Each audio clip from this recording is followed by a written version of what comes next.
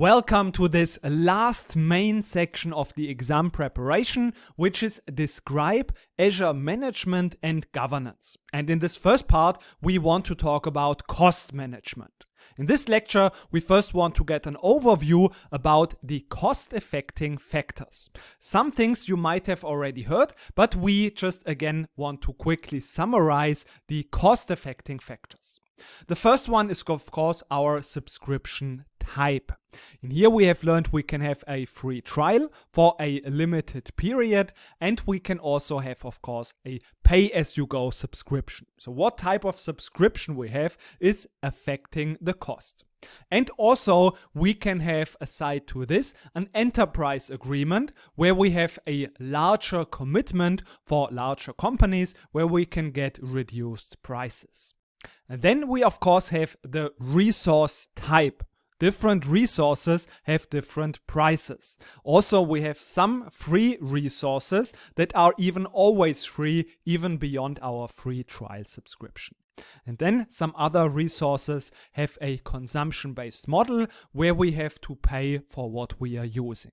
And then it is also depending on the usage metrics. And depending on the different resources, these usage metrics can be different. For example, for Azure Functions, how many executions we had, or for Azure Storage, how much gigabytes of storage did we use, for virtual machines, how much time these machines were running, and of course, how did we configure those resources? How much CPU do we have? What is the operating system of our virtual machine? What are the redundancy options in our storage account? So all of these configuration specifications play a role, of course, in the cost of our resources. And of course, the prices are also different depending on the regions. We can save some cost by reserving capacity. This is possible for different services, for databases, for storage. We can say we want to have some reserved capacity, and also for virtual machines, we can get discounts for making a longer commitment. So if we say we know we need this virtual machine for the next 3 years for sure, then we can just save some cost, and this is also affecting our prices. The last one is the bandwidth. We've also already talked about this, and this relates to the fact that we have to pay also for the bandwidth of data transfers. So for example, if we transfer data into Azure, then we don't pay anything, because Azure of course wants us to move the data into the cloud, and therefore we don't pay for this. And also when we move or transfer data within the same region, it is also free. But it is not free when we want to get the data out of Azure and we, for example, want to download it. In this case, depending on the region, we have to pay for this. And also if we want to transfer data across different regions, we also have to pay for this. So these are the factors that are affecting our cost. But now there are also some calculators that we can use to determine our cost a little bit more precisely. And that's what we want to have a look at in the next 2 lectures. In this lecture, we want to talk about the pricing calculator. This is a tool that we can use to calculate the cost estimation for some services that we plan to use in Azure. For example, we plan a project and we know roughly what kind of services we need for this project. Then we can use the pricing calculator, and in the last lecture we've also already talked about all of the different specifications and factors that are affecting our costs. So we can enter all of those into the pricing calculator, and then based on those estimates, we can get an estimation of the costs that are occurring if we would use those services as we have entered those values.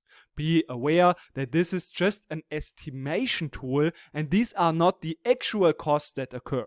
This is just a tool that we can use before we use those services, just to get an idea of how much cost would incur if we would use those services as we have estimated all of those configurations. So this is the pricing calculator. And now let's jump into the pricing calculator and see how this works exactly. You find this tool on the Azure website, so you can go either directly to the URL, or you also find it under pricing. There you also have the pricing calculator. And you see, this is a tool that is used to estimate the cost for Azure products and services. And how this works is very simple. We can just add the services that we need to our list. For example, here we have already some commonly used services, but we can search also for other products or use those categories on the left side. Let's say in our case, we want to implement a BI project. In our case, let's say we need a virtual machine, a storage account, and also a Azure SQL database. You see, all of those have now been added to our list. And we can even give this a name so that we can maybe save it or send it to some other person. For example, we can call this BI project. And then we have all of the different services that we have added. First, of course, the virtual machine.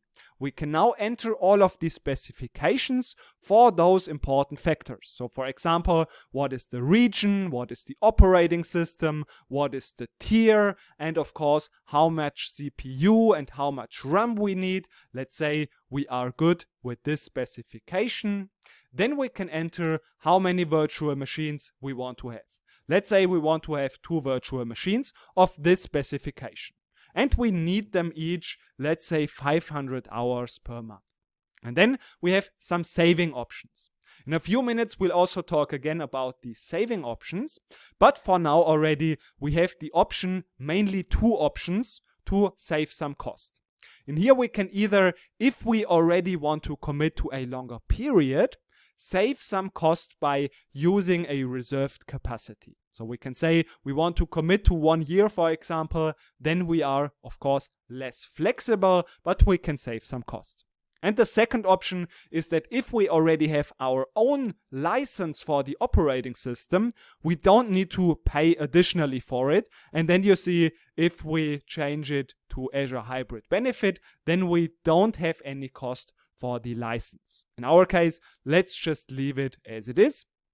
And then we have also the next service. So again, the storage account, all of the specifications. What is the tier? What is the capacity that we want to have? How many operations we plan to have about, roughly? And then also, again, the Azure SQL database. Again, we have some saving options. So for example, if we commit to 1 year, see how the price will change. We have now a little bit of a lower cost. Of course, now we are a little bit less flexible because we reserve this and we surely have to pay this amount. But if we already know that we use it that much, then we can just save some cost like this. And again, entering all of these specifications, and then we have the cost estimation in the end. So this is now what we can either save for later, we can share it with some colleagues, or we can also export it to some Excel spreadsheet, for example, and then share it to some other people. So this is a tool that we can use to estimate the costs of our planned services. And this is not to be confused with another second calculator, that is the total cost of ownership calculator, which is calculating the cost savings that we would have if we would migrate from on-premise to the cloud. So this is something different that is calculating the cost savings. And this TCO calculator, or total cost of ownership calculator, we want to have a look at now in the next lecture. Now let's talk about the second calculator, which is the total cost of ownership calculator. When we are on premise, we have a lot of different costs associated with our data center. And now with this calculator, we can estimate the entire cost of ownership and what we would save compared to the Azure cloud. So when we want to migrate to the cloud, we can use this calculator to see how much we could save when we would migrate to the cloud. So the idea of this calculator is that when we are currently on premise, we have some resources, some hardware that we have to pay. We have a lot of different costs. So we have also, of course, IT personnel. We have people and costs for the security. We have costs for maintenance, for updates, and all of these costs need to be combined when we think about the total cost of ownership. And this is what this calculator is doing. It is calculating based on assumptions. We can also modify them and then bring everything together to calculate what is the entire cost of our data center. And then this can now be compared with the Azure cost, and there's a calculation for our saving potential when we would migrate to the Azure cloud. Now let's jump into this calculator as well and have a look at how this works.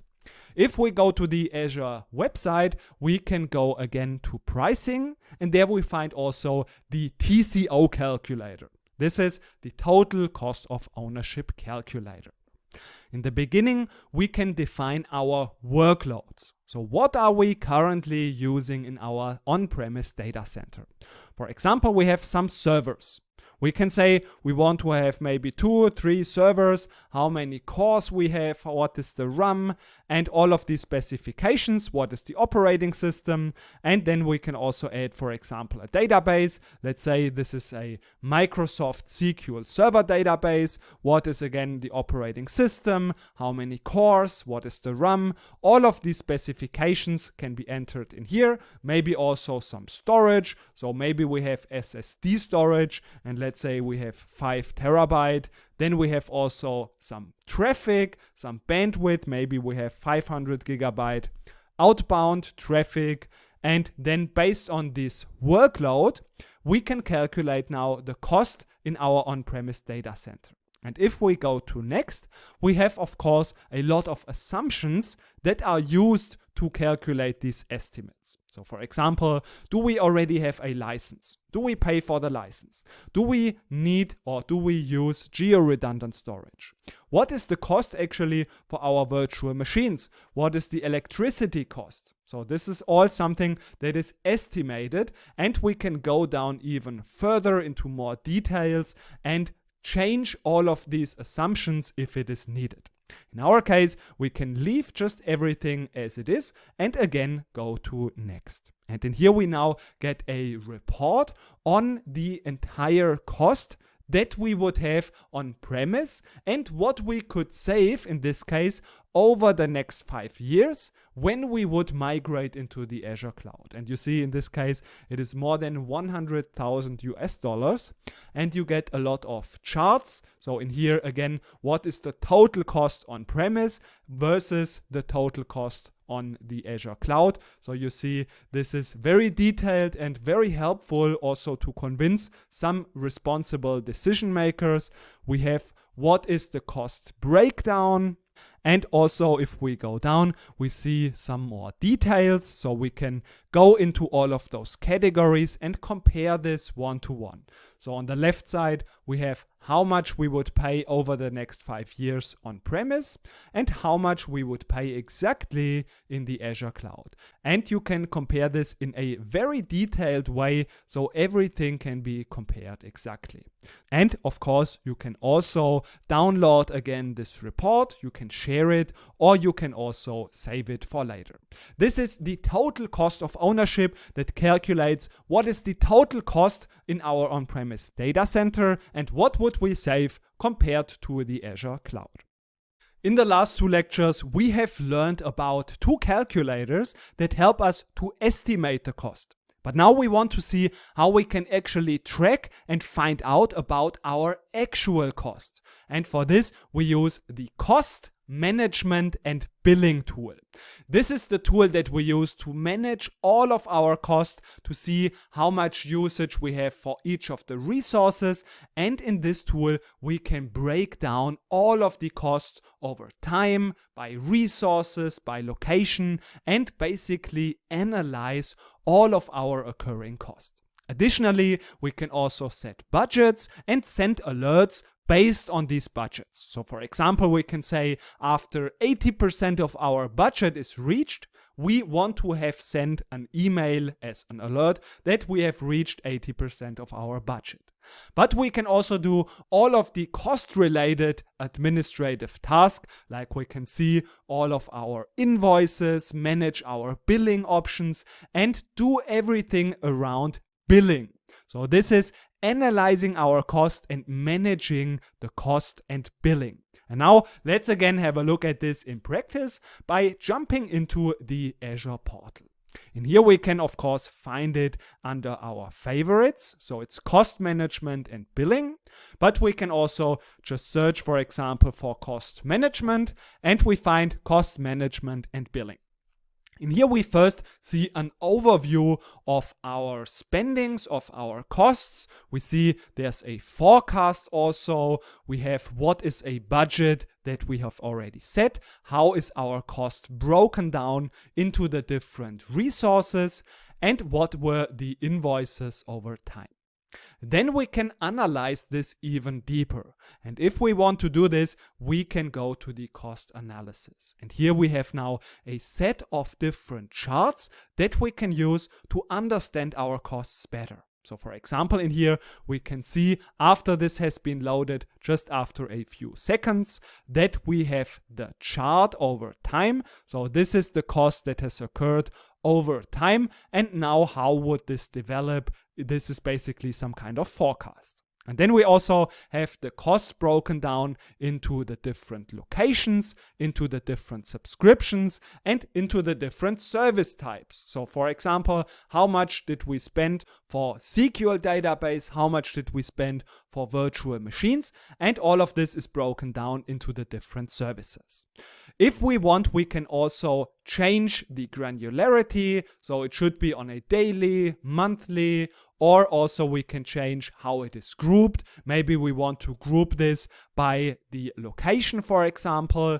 And we can also get a breakdown by the resources. This is sometimes also very important. To do this, we can just go to cost by resource, and there we can go to resource groups, for example. Then we will automatically land in this preview feature about the cost analysis. And there we see now the costs broken down into the different resource groups. So you can see we have different costs that are related to different resources. And in here we could also go down into these resources and see the exact breakdown of the cost by the exact resource type in this specific resource group. So this is what we can really analyze very deeply in the cost analysis. We can also set up budgets. This we can also do under cost management. And here I have already set up a budget before, and we can add a new budget just by going to add. We can say, for example, this is budget 2. The period when this should be reset is on a monthly basis. So for example, I can say my budget is 150 euros or 150 USD. And then I can set up a budget like this. I can say once the actual amount has been reached, so for example, 80% of the budget, then I want to receive an alert.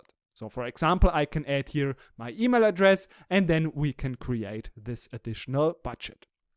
This is very simple, and then this will appear in our budgets. So for example, if I go to budget, we see this will appear in here then.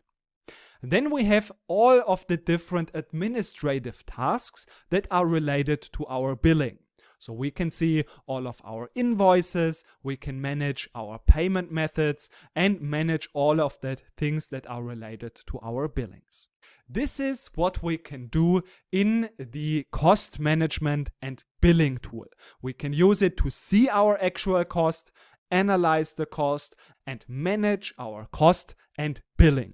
Also, what we can see is that we have some kind of saving plans. And this is something that we have also already talked about, the ways to save cost, for example, by committing to some reserved capacities. And now in the next lecture, we want to talk in a little bit more detail about the saving options that we have available in Azure. Now that we've already talked about managing and analyzing the cost, we also want to talk about important ways to reduce the costs. And the first one is something we've already heard about. This is to use reserved instances. We can use that for virtual machines, but we can also in general use reservations for other services. And like this, we get a deep discount on these reservation options if we pay upfront for a period of either 1 year or 3 years. This makes sense because like this, Microsoft can plan much better and also offer us a better price. Of course, we are a little bit less flexible, but when we already know that we want to use this for the next year or the next 3 years, we can use that as a way to really save on cost. This is possible, as mentioned, not only for virtual machines, but it is also possible for other services. So these are reservations. We can find them just by going to reservations, and there we can add an additional product. For example, in our case, we can use that for a virtual machine, and there we will get then some suggestions for virtual machines that we are running anyways and how much we could save with them. In here, we would, for example, see this is some option, and then the price would be calculated, how much we would save on this. We can see that also in the pricing table for the virtual machines, that if we would use a 1 year reservation, we could achieve some saving, and for 3 years, we could even achieve more savings. So let's go back in here, and there we see that in our case, we could use also the reservation and again save on cost in here. And as mentioned, this is not only possible for virtual machines, but also for SQL databases and some other services. The next option to save on cost is to use a so-called spot pricing. This allows us to bid for available capacity. Sometimes it happens that some of the virtual machines from Azure are not used, and therefore there are some free capacities, and they are offered for a much lower price. And we can now decide that if we have some workload that is not so depending on when it is done, that we just bid for a price, and then whenever our bid is allowing us to get a machine, then this is used, and then also we are of course having the risk that this machine will be interrupted.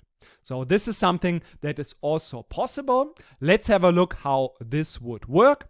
We can just create a virtual machine.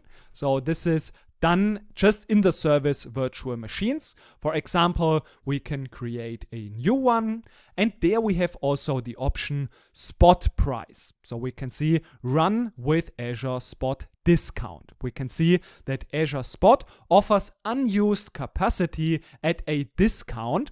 For example, we can check that box, and then we can say that we want to choose our own price. So for example, we want to bid, let's say 5 cents.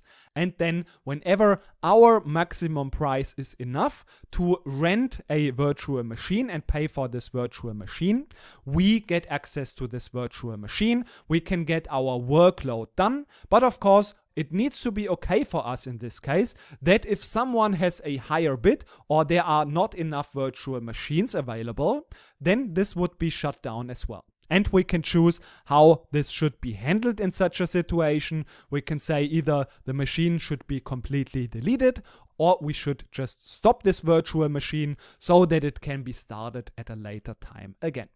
This is the spot pricing, which can allow us for really deep discounts. Then we have also the hybrid benefit. We've also already talked about this when talking about the pricing calculator. This can allow us to save on cost when we already have some on-premise licenses, and then we don't need to pay for them extra.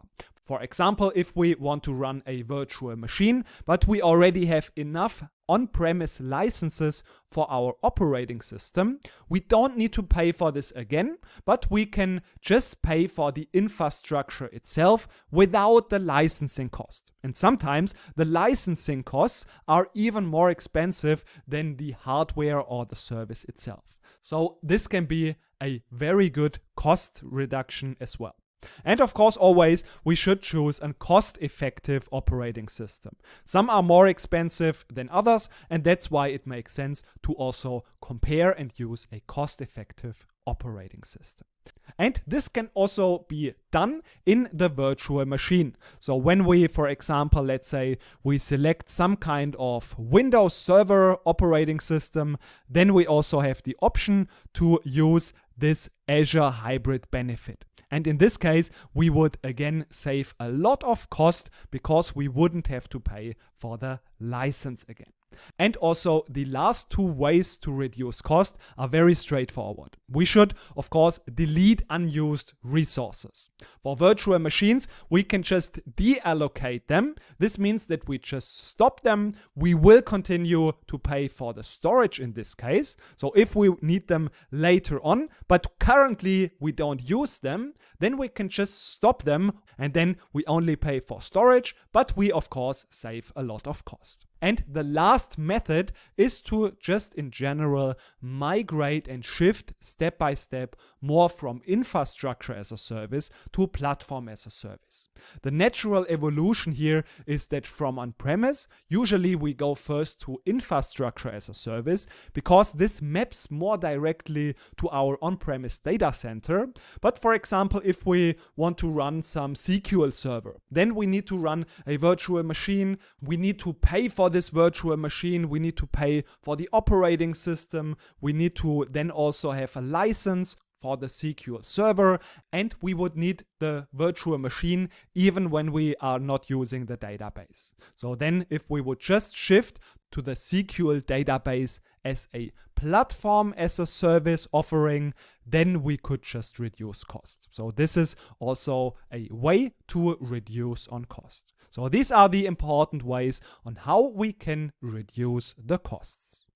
In this lecture, we want to talk about so-called tags. To understand why we want to use tags, let's quickly discuss how can we actually categorize our resources.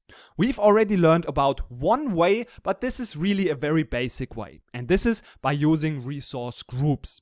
We remember those resource groups act like containers to store our resources. So this is not super flexible for categorizing with multiple attributes. For example, we can have one resource that is part of a specific department, but it's also part of one specific cost center, and maybe it's part of one specific environment, one specific customer, or one site, and all of those values we want to apply maybe to our resources. So this is not possible anymore with the resource groups. So they are more like a container that keep our resources. But this is not the ideal way to categorize and group our resources. Now, if we want to achieve such a categorization, we need to do this by using tags. So a tag is just like a name and value pair. So we have the name. This is how we want to categorize this resource, and then the value. For example, one resource is part of the department marketing, and it can also be part of the cost center 1002. So we can apply multiple tags to our resources. And the most important application is for billing purposes, because we can use those tags to filter our resources, and also in the cost analysis tool, we can group by these tags. So we can create reports that are grouped by these tags, and this is one of the most important ways to filter and group our data and understand our costs. Now let's quickly summarize what is important for the tags before we then jump into the Azure portal and have a look at this in practice. So tags are just like labels that we apply to our resources. They are a pair of name, this is what we want to categorize by, and then the value for this specific resource. And we can also apply multiple tags to our resources. The purpose for them is to group and categorize our resources, and it's very important for cost and billing purposes. Now it's also important to understand that those tags will be applied directly to resources, and even if we apply them to a resource group, they will not be inherited. So they will only apply at the level that we set them to, and they will never be inherited through the hierarchy, but they will only stay at this item or this resource that we apply them to. So they are not inherited. What we can also do by using so-called Azure policies, we'll talk about them in the next section, is to enforce certain tags. So some tags we can set to mandatory, and then when a resource is created, those need to be filled. So those mandatory tags need to be filled. This is what we need to know about tags, and now let's also quickly have a look at this in practice. So if we create a resource, any resource, for example, we create a virtual machine, we always have tags in the end. So you see, when we create this, we can fill all of these details, and then we have these tags. So we can say that and I have already created some tags before. These are German tags, but we can also create, for example, department. This is now a new tag that is created in the background. And we can say this should be, for example, finance. And we can add also additional ones. So for example, as mentioned, cost center, and then we can add the cost center code, for example, to this. And then this will be applied to this resource. And we can also see that if we go to all of our resources, that we can, when we have a look at one specific resource, for example, we can have a look at the storage account that we have created, we see in any of our resources this value tag. So we can go there, and in here we can also apply those tags even after we have created the resource. For example, we can say this is department, and we can add the value finance in here, and then we apply it, and then this will be applied to our resource. And now if we, for example, go into all of our resources again, we can now filter by this tag. We can do this just by adding a filter in here. So we can use the filter, for example, in here, tags. So we have some of the tags created already, and this may just take a few minutes until our newly created tags will also appear in here. And we can even change our view to display our tags all the time. So I can do this by going to Manage View. I can say I want to edit columns, and there I can add now an additional column. And this should be then, for example, the tags. I can add them here, and then I can say this should be saved, and then the tags will be visible. So you can see some of the tags are already applied, as well as our department, and then here it is finance. And now we can again use it to filter it in here. And very important, we can also use that in the cost analysis.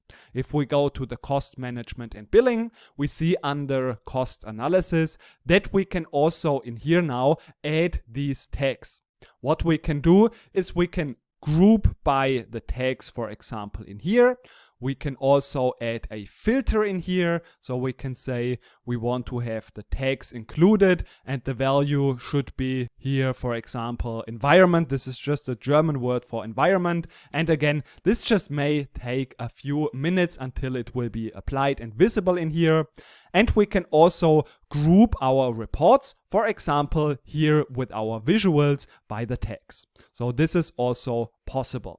This is how we can apply tags, how we can modify tags, and how we can use them mainly in our cost analysis and also in general to filter our resources.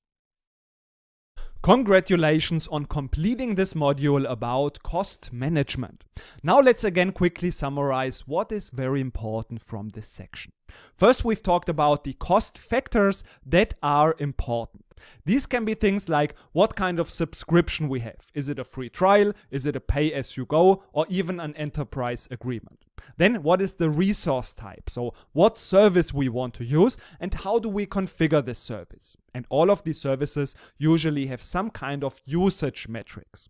How long does the virtual machine run, or how much storage we used in our storage account? Also, the region plays a role and there are different prices for different regions. We can save some cost by using reserved capacities, and also if we have some license already on premise, we can also get some discounts. And then we are also charged on the bandwidth.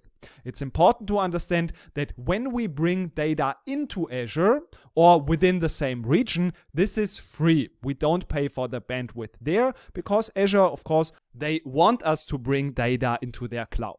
But if we want to bring data out of Azure or we want to transfer it across different regions, then we have to pay for this. And also, we've learned about saving options. We've learned we can reserve capacities and then we get discounts. Of course, also, we have the hybrid benefit. If we already have the licenses on premise, we are in some cases allowed to also use them in the cloud, so we can save a lot of cost on that as well. And we can also use spot pricing. This means we bid for free available capacities and then we can also get deep discounts, but we have to be aware that then these can be also shut down immediately without prior notice, so we can only use that in certain situations. Of course, also something that is very clear, if we don't use resources anymore, let's make sure we also delete them so we don't have additional costs coming from them. And for virtual machines, we can just stop them so we can use them later when we need them again. And in this case, we only pay for the storage, so we do not pay for the compute power of these virtual machines. And also in general, we can migrate from infrastructure as a service to platform as a service, which usually also results into lower costs. Afterwards, we've learned about the pricing calculator. This is a nice tool that we can use before we create our resources and before we implement our projects to see and get an estimation of the cost based on the estimates and the cost factors that we enter in here. So this is of course just an estimation, and the actual costs will of course depend on what are the usage metrics then in reality and so on. Then afterwards, we've learned about the second calculator, which is the total cost of ownership calculator. This is important when we are thinking about migrating from on-premise into the cloud, because there we can get a calculation or an estimation of the total cost that we have when we are in the cloud versus when we are on-premise with the estimates that we enter into this calculator. And also we get the calculation of how much cost can we save when we migrate from on-premise into the cloud. That's the TOC calculator. And in the end, we've also learned about tags, which are just labels that we apply to our resources, and they can help especially for cost and billing to understand this better into different categories. And also, they are not inherited. They will only be applied to the item or the resource itself, and they will never be inherited. We can enforce them by using Azure policies, which we will talk about in the next section. For now, congratulations on completing this module, and I hope you are excited because we are very close to our goal, and therefore I hope to see you in the next section.